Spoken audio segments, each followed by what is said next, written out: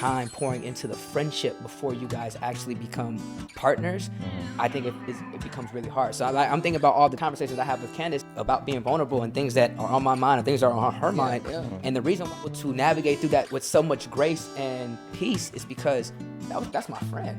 Like I knew who she was when we was dating, that in her, you know what I mean? So I think that's what like people should try to do before they actually take the next step with their relationship with their partners. Really try to find how you could become more of a friend to this partner and how that. Yeah, too. But do you think that it's important to be your friend first, then get in a relationship? My biggest thing is a personality, to be personable, to be like, I need to have my homie with me. Like if I'm in a tough situation, I don't want, I want somebody that we can laugh about the we can have that type of like camaraderie where we just like, you know what I'm saying? If I'm stuck in a bind, I don't want to be with just like, I'm only boyfriend. I'm not about to make great, you know what I'm saying? I just feel like it's a difference of like, I feel like a friendship is a basis for everything we've been taught about finding the one is just wrong.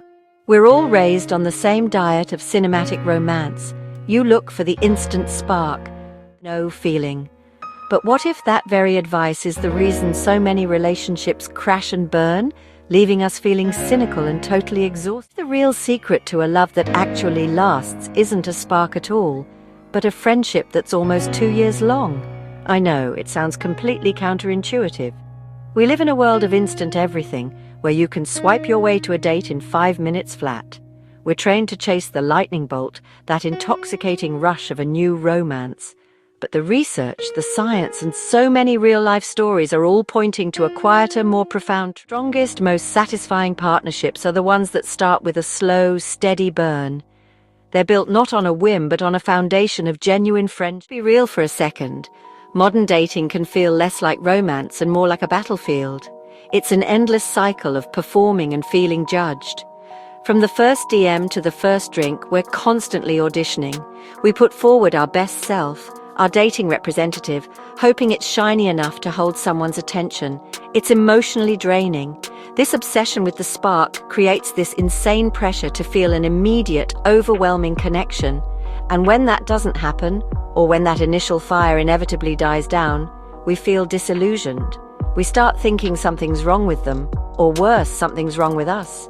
This focus on instant chemistry is like we're only seeing one piece of the puzzle. Brilliant biological anthropologist Dr. Helen Fisher talks about love having multiple parts. There's the initial romantic attraction, sure, but there's also deep attachment, and that takes time to grow. Relying only on the spark is like building a house on a foundation of sand.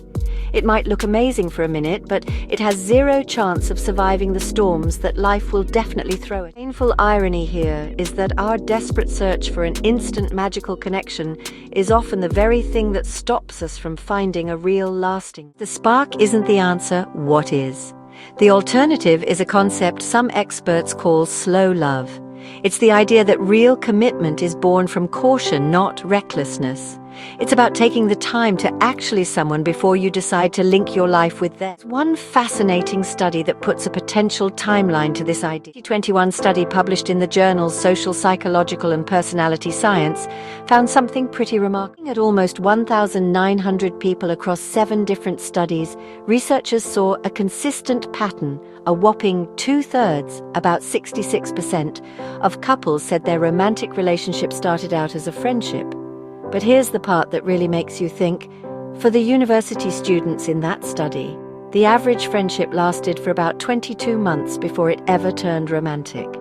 Let that sink in. For almost 2 years, there were no romantic expectations, no pressure to impress, just 2 people getting to know each other on a deeply human level. This friend's first path is so common that in some surveys, nearly half of young adults say it's the best way to start a relationship, preferring it way more than meeting someone online or at a bar. It seems our gut feelings are finally getting backed up by data. The 22-month friendship isn't about being stuck in the friend zone. It's about building an unbreakable foundation before you even start thinking about putting up the wall. See how this actually works? Let's walk through a story, a case study we'll call The Journey of Alex and Sarah. Their story isn't a Hollywood blockbuster, it's quieter, it's deeper, and it's a lot more real. Phase 1 is the friendship foundation. This takes up the better part of a year, say the first 9 months. Alex and Sarah meet through a shared hobby, maybe a hiking club. There's zero romantic pretense. He's just Alex, she's just Sarah. They see each other in muddy boots and messy hair.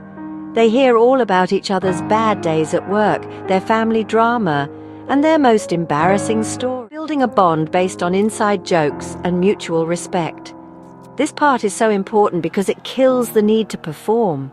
They're building real emotional security and trust, probably without even realizing it. They're just becoming good friends. Comes phase 2. This happens subtly, somewhere around the 10 to 16 month mark. It isn't a sudden lightning bolt, it's a series of quiet moments. Maybe Alex finds himself smiling at a joke Sarah told hours ago. Maybe Sarah sees someone flirt with Alex and feels a confusing little ping of jealousy. Their late-night texts start to feel like they have a different affection starts to evolve. This is the what age. And it can happen so naturally because the foundation of friendship, the trust, the inside jokes, the emotional closeness, is already there, creating a safe space for romantic feelings to bubble up. Finally, we have phase 3, the conscious choice, from months 17 to 20. Now, Alex and Sarah have a whole library of shared memories. They've seen each other through tough times and celebrated big wins. They already know how to communicate through disagreements because they've done it as friends. Conversation about becoming something more is still scary, but it's not a leap into a black hole. It's a conscious, logical, and emotional next step. They aren't falling for an idea of a person. They are choosing to love the whole, complete person they've come to know so well. Relationship isn't built on the thrill of the chase, but on the profound comfort of being completely seen and accepted for who they are. The story of Alex and Sarah isn't just a sweet narrative, it's a perfect illustration of some powerful psychology. There are real scientific reasons why this friends first model builds such strong bonds. It removes all the pressure and forces you to be authentic. Just friends, you're not trying to sell yourself. Be weird, vulnerable, and imperfect. This is huge because in some of that same research, around 70% of people in friends-first relationships said they had zero romantic intentions when the friendship began. This lets you build a bond with the real person, not their polished dating profile. Second, you build deep attachment through shared experiences, not just passion. That initial spark is fueled by a dopamine rush, which feels amazing but is temporary. Long-term attachment, however, is cemented by hormones like oxytocin and vasopressin, the so-called cuddle hormones. These are released through trust, support, and just spending quality time together. A 22-month friendship is basically an incubator for these chemicals, creating a bond that is resilient and deeply comforting. It's no surprise that spouses who say their partner is their best friend report being almost twice as satisfied with their love. You get a masterclass in conflict resolution before there's anything at stake. Every friendship has its bumps. You learn how to navigate disagreements in a low-stakes setting. By the time romance is on the table, you've already built a healthy template for working through problems together. And finally, it just feels more natural. Acting as friends feels safe and genuine. It allows love to grow organically from a place of trust, rather than being forced by societal pressure or the ticking clock of a dating app. The friendship provides a sturdy foundation that helps couples weather life's storms together. This doesn't mean every great friendship is destined for romance. A healthy platonic friendship is a beautiful and complete thing all on its own. But this model shows us that we should value these bonds for what they are and maybe stay a little more open to where they could. What's the big takeaway here? Lasting love, the kind that becomes a true partnership, is often built, not just assembled piece by piece through shared laughter, mutual support, and seeing someone for everything they are. Flaws include love that feels less like a firework and more like a steady, warming flame. So maybe it's time to stop swiping so frantically for a fleeting spark and start paying more attention to the quiet, glowing embers right in front of us. The soulmate you're searching for might just be the friend who's been by your side all along. Have you ever fallen for a friend? I'd love to hear your story in the comments below. Before you date, I think if I was looking back on high school me, I would have definitely done something a lot different in regards to my relationships, because I was very much like, I'm 100% all the way when I'm in a relationship, which is why I'm so picky now, because I know whatever I'm expecting, I can give tenfold. So it's like, I gotta be careful about like who I date, because they just might find themselves like courtside at an NBA game. You know what I'm saying? So like, that's how hard I go. So that's why you don't want to just go hard for everybody. Being friends just allows you to see what they're like in all aspects of life. It is so important that you guys establish some kind of friendship, some kind of common interest before just like going into dating. Now, if you're on the dating app scene, that's different. You guys know what you guys are there for, and then that can grow. But if you have somebody in your life, or you're at school or at work, or just in a scenario where you see people every day, maybe you have a work crush, school crush, whatever the case is, just focus on being friends with them and finding as many common things to talk about, laugh about, joke about, whatever. And that over time is going to allow you guys to feel more comfortable to like develop something different.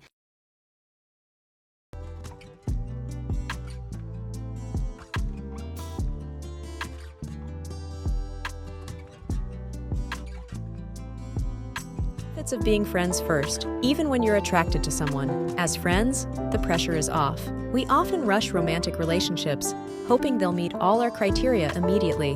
Prioritizing friendship removes this pressure, allowing us to relax and better judge if they're a good fit for a partnership. We are more honest about who we are and who they are. On dates, we often pretend to be perfect and imagine our ideal partner. Delaying intimacy helps us be genuine, so we see the other person as they truly are, not as we want them to be. Practicing tolerance and forgiveness is easier for us. When dating, we're picky and reject people for traits we tolerate in friends. It's good to have high standards, but we must also accept that everyone has strengths and flaws. Friendship is a good check for compatibility. With friends, we share interests, do activities together, and open up about our thoughts and feelings. These factors are essential to check for compatibility. Communication and trust come more naturally. Good communication is key in any relationship. Starting as friends lets you practice being open and honest, build trust, and learn each other's boundaries and expectations. Friendship is the foundation of all secure long-term relationships. A strong friendship with your partner means deep understanding, trust, support, and respect. It's the foundation of